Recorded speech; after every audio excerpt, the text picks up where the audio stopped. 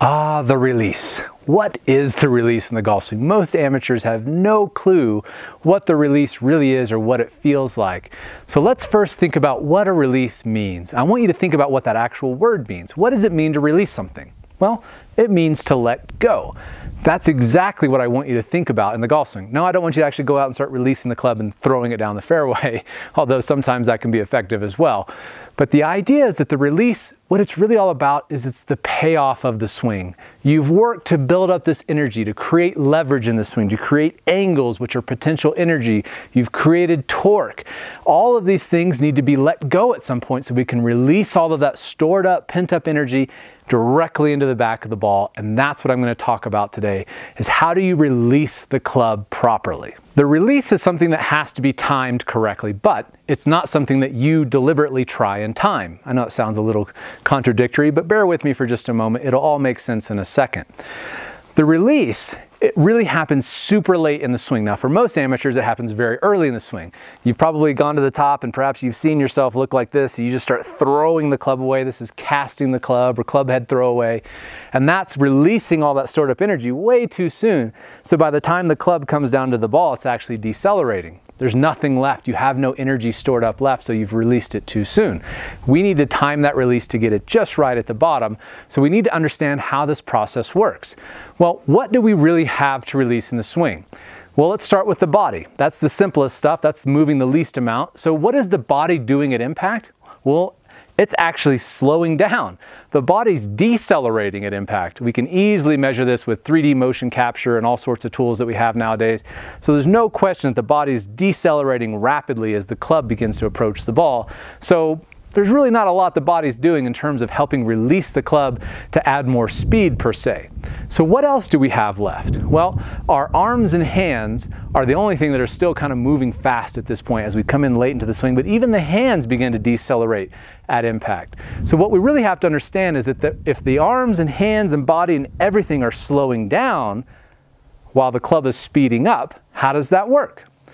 Well, the only thing that you really have left is the angle in your wrist. Your lead wrist is going to be cocking up and down, and your trail wrist is cocking and hinging at an angle. So as you put these two things together, you've got something to release. It's kind of like swinging a hammer and hitting a nail. The idea is the same.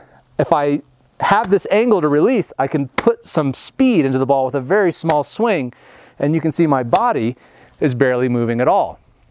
But there's another component to the release that's perhaps even more important and even more understood than the release of the wrists, is the rotation of those wrists, the rotation of your forearms, and that's where the real magic happens.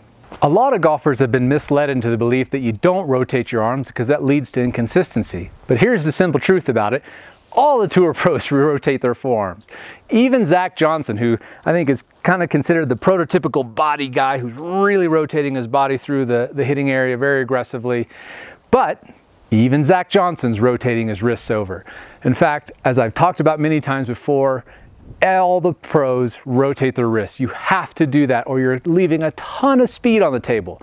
Now the catch is, it's how you do it. But first, let's take a look at some of these pros to show just how much rotation is happening through the hitting area. All right, let's take a look at two extreme examples. I say extreme, they're really not. Obviously, as you look at their swings up close, they're pretty similar, but like most tour pros, they all do the same things through the hitting area. And Zach Johnson on the left tends to do it a little bit less, and Luke Donald on the right tends to do it a little bit more. So seeing both of these together would be really helpful to understand this release concept. So first, let's just focus in on Zach's release, because undoubtedly he's one of the guys who's holding it off as much as anybody, but even Zach is rotating that club over. You can see his right hand now. If you were standing in front of him, you could shake hands with him. His palm's not facing the sky as if he was trying to hold off the release.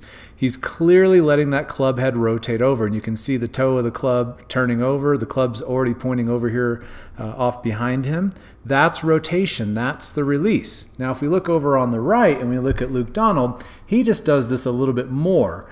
And what you'll notice with him, most tour pros tend to fall somewhere in between these two, but Luke has a lot of rotation very early in that latter part of the release. You can see how much the club's turned over already at this point.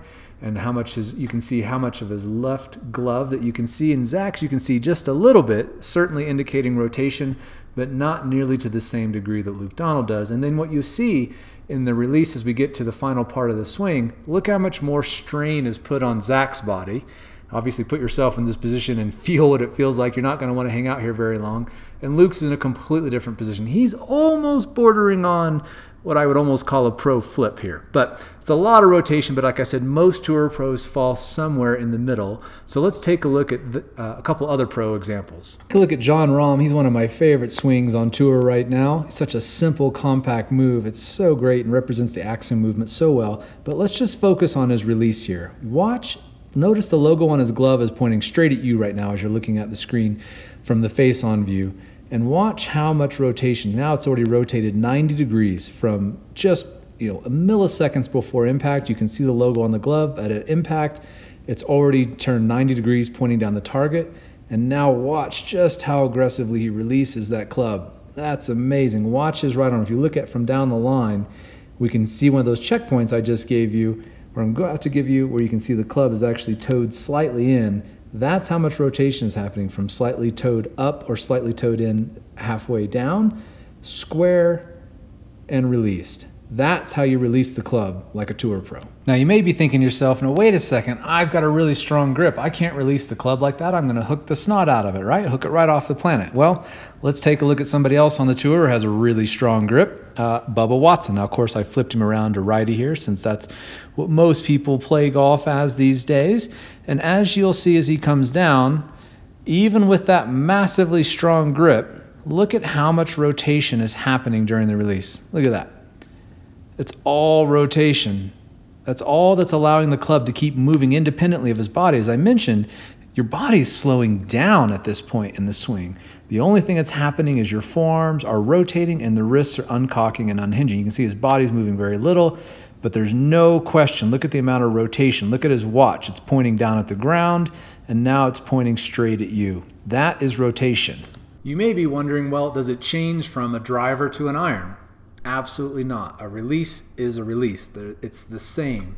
So now let's take a look at me here on the left and from down the line so we can have a different perspective, and Rory McIlroy on the right with the driver. I'm hitting a 7-iron here. He's obviously hitting a driver. So you'll see as we come down into impact, the release is the same. As we come down, the toe of my club about halfway down is toed up, maybe slightly toed in. I did hit a little bit of a draw here, which is why I was aimed a little bit right at that flag. And you'll see as I come down into impact, right as the club is working through the turf, it's rotating over right away. Look at how much I've released the club, and you can see now it's toed up or perhaps slightly toed in on the other side of the ball. If we look at Rory over here on the right, you're going to see the same thing. Watch how much his hands turn over. And now you can see those knuckles underneath his glove here, or his glove showing up, gloved hand showing up underneath. Look at how much his right hand has turned over from his palm facing down the target to his palm facing directly back behind him. And notice how he's thrown the club. His body has stayed back, his body is posted up, and he's just releasing the club effortlessly and freely through that ball. And of course, no discussion of the release is complete without looking at El Tigre himself, because he releases the club as well as anybody ever who has played the game. So watch just his lead hand right now. Watch his left hand, because it's very easy to see how much rotation is happening. This is so amazing. Watch, I'm going to zoom in on his hands here. Watch how those knuckles rotate over. Look at how much release there is in that swing. That's where the speed is. That's where the power is. Yes, of course, he's still posting up on his lead leg. He's using his whole body for power. But watch how much those hands turn over. Watch his right hand release the club through the hitting area. And look at the toe of the club. Look at how much rotation even happens right after impact. That club is looking down the target and now looking at the camera that fast. That's how you release the golf club. Now that you can clearly see that all the pros rotate their forearms over to release that club, and it's a critical part of the release, let's start showing you how to use it, because in the next video I'm going to show you the AXIOM compression drill, where you start taking these components that you've learned, how to move your body correctly, and the release to start compressing the ball better than you ever have in your life before. So let's first get a feel for what this release is. To do this, really simple. All I want you to do is hold a club up by your fingertips. Doesn't matter which hand you do it. It's not the point of the exercise. And all I want you to do is hold the club up like this at about parallel to the ground and drop it. And I want you to feel what's happening in your hand. So don't try to influence it, just drop it. You'll feel that there's an initial acceleration, and as the club bottoms out, it actually pulls on your hands, which we'll talk about in a moment, about parametric acceleration. And then as it begins to accelerate back up the arc, it begins to slow down. You can feel this very clearly just by this simple pendulum motion. That is very similar to what you want to feel in the golf swing when you're actually releasing the club hitting a ball. The same passive action of letting that club release and letting the physics do the work for you and letting your forearms rotate over is how you start compressing the ball consistently without trying to time a flip with your hands, because that won't work. So how do we feel this in the swing as a whole? It's one thing to just drop a club and be like, okay, I feel that, that makes sense. And as I mentioned, parametric acceleration would be taking the same exercise and then pulling the butt of the club up, and that will cause the club to release even faster. But beyond that, we don't really need to understand that stuff right now. We'll talk more about that in advanced sections. But what we really do need to understand is, how do we release that club in the actual context of the swing? As I mentioned, a lot of people have been led to believe that you should rotate your chest through. But the problem with that is, you can do that for sure, but not only does it tend to slow the club down, because now the club, if you're not letting your forearms turn over, how fast can the club move? Well, it can only move as fast as you rotate your body. So if you want that feeling and you want to rotate your chest as hard as you can, that's fine, but that puts a ton of unnecessary stress on your spine, and it tends to actually delay the release of the club because you're just dragging it through or pushing it through with your trail arm instead of just doing this. Which one do you think you can do faster? This or this? And which one's going to last longer on your body? You certainly don't want to be ripping your chest through that like that all the time. It just takes a ton of work and it costs you free speed. This, I mean, look at how small of a swing I can make and how fast I can get the club to go.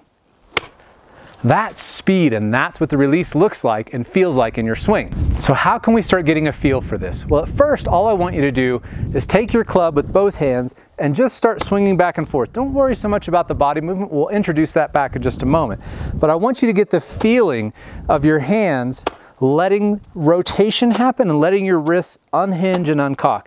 Go back to the feeling of the pendulum drill where you're just dropping the club and feeling how the weight of the club and gravity and inertia pulls that club through. That's what I want you to feel. So at first, this isn't going to go very fast. I'm just letting my arms swing back and forth and get the feel of the rotation. You want to check that as you're doing this, if you're rotating and releasing it properly, that club should be toed up or even slightly toed in. What you don't want to see is this. If you can hold a glass of wine on your club face, you're holding that release off, it's costing you a ton of power, and it's going to tend to lead to shots going to the right if you're a right-handed golfer. So we don't want to see this. That's a lot of body rotation. We want to let those forearms turn over, just like all the tour pros do. So what you want to get a feel for is the club rotating back, getting toed up, and toed up on the way through. From down the line, you can see the club's going to get toed up here. Don't worry too much about positions at this point. Just let it swing back and rotate through. Get the feeling of doing this, and as you start getting comfortable with your arms swinging and releasing, start adding your merry-go-round action back in there. Get that foot going. So now you start to get a little rhythm and feel to it. So now I'm feeling my pressure shift and I'm feeling a release. So simple, so fluid, and very effortless. That's what I want you to feel at first, because in the next video, I'm going to show you how to put it all together to start compressing the ball and start feeling effortless power in your swing, perhaps for the first time ever.